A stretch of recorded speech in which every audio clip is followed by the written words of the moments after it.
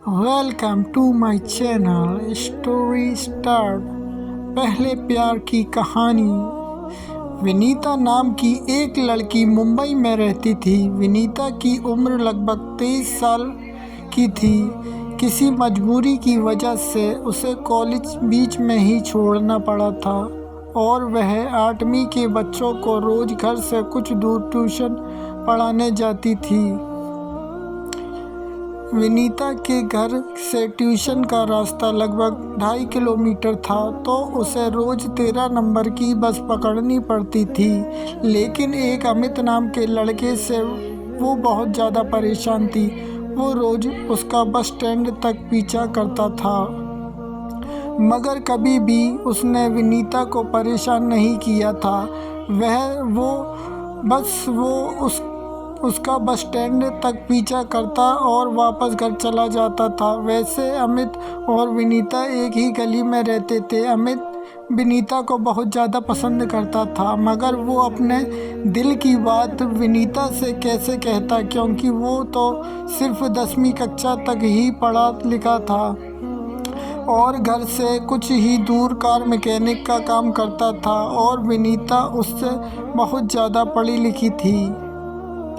एक दिन जब विनीता ट्यूशन पढ़ाने जा रही थी, तब उसके पीछे अमित भी जा रहा था। तभी अचानक विनीता ने गुस्से में अमित से कहा कि तुम रोज़ रोज़ मेरा पीछा क्यों करते हो? अब मैं तुमसे बहुत ज़्यादा परेशान हो चुकी हूँ। प्लीज़ मेरा पीछा करना छोड़ दो। मैं वैसी लड़की नहीं हूँ जैसा कि तुम मुझे समझ रहे हो। और विनीता रोने लग जाती है। तब अमित उसे कहता है कि विनीता, आज के बाद मैं तुम्हारा पीछा नहीं करूँगा, लेकिन प्लीज़ तुम 2 मिनट मेरी बात सुन लो।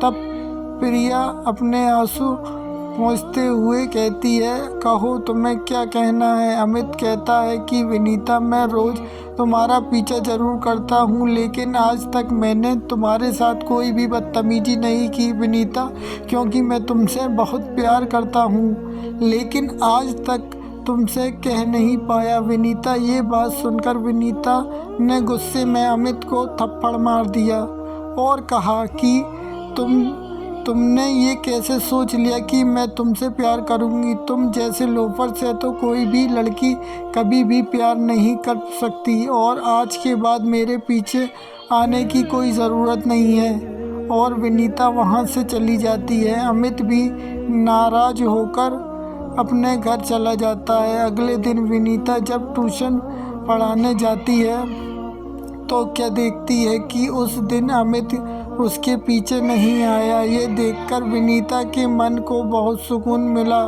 लेकिन कहीं ना कहीं विनीता को कुछ अजीब सा ही लग रहा था कि पता नहीं क्यों विनीता बार बार पीछे मुड़कर देख रही थी और उसे कुछ अकेलापन सा महसूस हो रहा था, जैसे कि अमित का पीछा करना उसे याद आ रहा हो।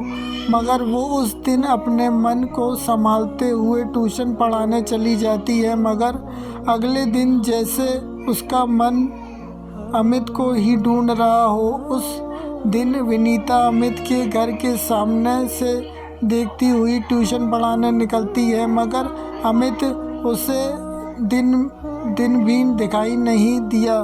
तभी विनीता को अमित रास्ते में एक लड़की से कुछ बात करते नज़र आता है और विनीता उन दोनों के पास से ही गुजरती है। तभी अमित विनीता को देख लेता है, मगर वो उसे देखकर अपना मुंह घुमा लेता है ताकि विनीता ये ना समझे कि वो दोबारा उसका पीछा कर रहा है। मगर विनीता उन दोनों को देखकर ये समझती है कि कहीं वो लड़की उसकी गर्लफ्रेंड तो नहीं। तब विनीता आगे चलकर दोबारा पीछे मुड़कर देखती है, मगर अब वो दोनों वहाँ से चले गए थे। लेकिन विनीता रास्ते में चलते चलते यह सोच रही थी कि उसके दिमाग में अमित के बारे में इतना ख्याल क्यों आ रहे थे। तभी वो ये सोचते हुए ट्यूशन पढ़ाने चली जाती है। तभी अगले दिन मुंबई में तेज़ बारिश हो रही थी, मगर विनीता को ट्यूशन पढ़ाने जाना था, क्योंकि बच्चों के लिए उसे नोट्स भी बनाने थे।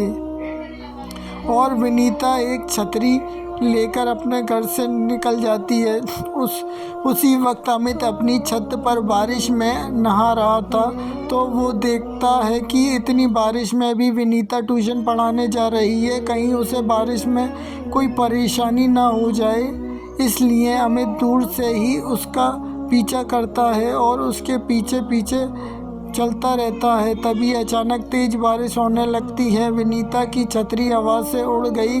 छतरी पकड़ने के लिए जैसे ही विनीता आगे की तरफ भागी, वैसे ही एक बाइक वाले ने विनीता को टक्कर मार दी और वहां से भाग गया। अमित विनीता से बहुत दूर खड़ा था। जैसे ही अमित ने देखा कि विनीता नीचे गिर पड़ी है, वैसे ही अमित उसे बचाने भागा। अमित ने जल्दी से उसे पकड़ कर उठाया और कहा, विनीता, तुम्हें कहीं लगी तो नहीं?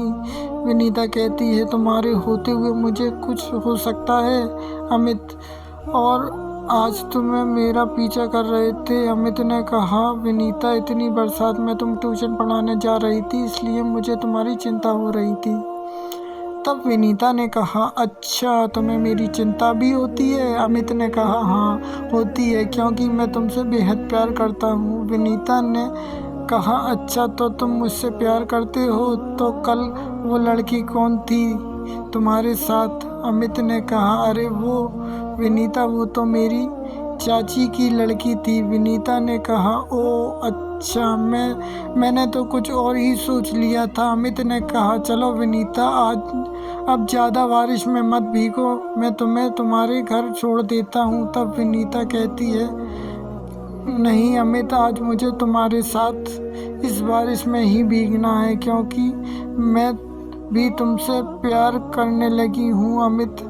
और उस दिन मैंने गुस्से में तुम्हारे थप्पड़ मारा, उसके लिए मुझे माफ़ी मांगना चाहती हूँ। I am sorry. अमित ने कहा, नहीं विनीता, तुम्हारी कोई गलती नहीं है, सारी गलती मेरी ही थी।